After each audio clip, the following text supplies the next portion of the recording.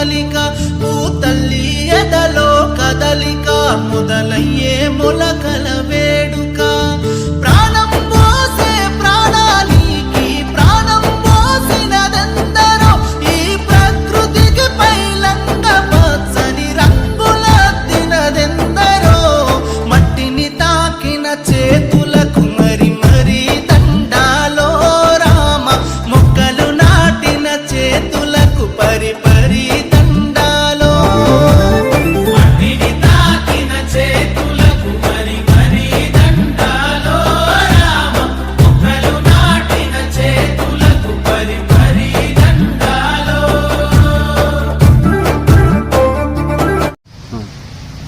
మాజీ రాజ్యసభ సభ్యులు జోగినపల్లి సంతోష్ కుమార్ గారు ప్రారంభించిన గ్రీన్ ఇండియా ఛాలెంజ్ అనే కార్యక్రమం 6 వసంతాలు పూర్తి చేసుకొని 7వ సంవత్సరంలోకి ఎంటర్ అవుతున్న సందర్భంగా ఈరోజు నేను మొక్క నాటడం జరిగింది.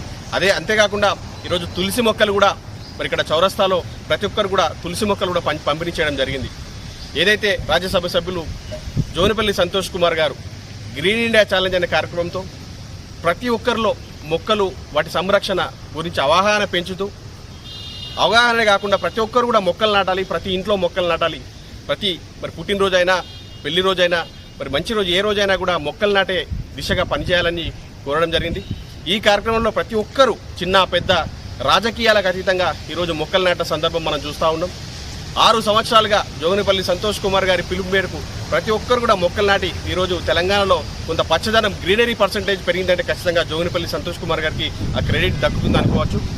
అదేవిధంగా ప్రతి ఒక్కరు కూడా ఈ 7వ వసంతంలో కూడా ప్రతి ఒక్కరు మొక్కలు నాటి కాలుష్య రహిత వాతావరణాన్ని నెలకొల్పే దిశగా పనిచేయాలని కోరుకుంటా ఉన్నాం.